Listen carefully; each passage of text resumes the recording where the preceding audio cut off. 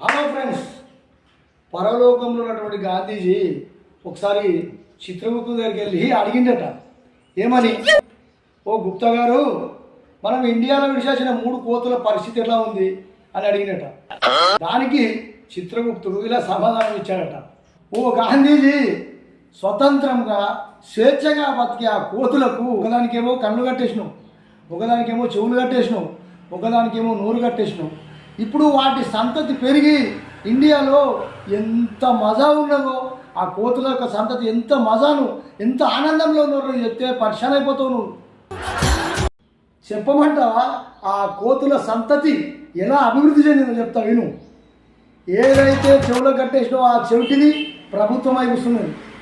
ఏ దానికైతే నువ్వు కళ్ళు కట్టేసినావో గుడ్డిది చట్టమైంది. ఇప్పుడు ఏదైతే నువ్వు నోరు కట్టేసినావో అంటే మూగగా ఉన్నాయో ఆ మూగజీవులు ఈరోజు జనత, భారతీయ ప్రజలు.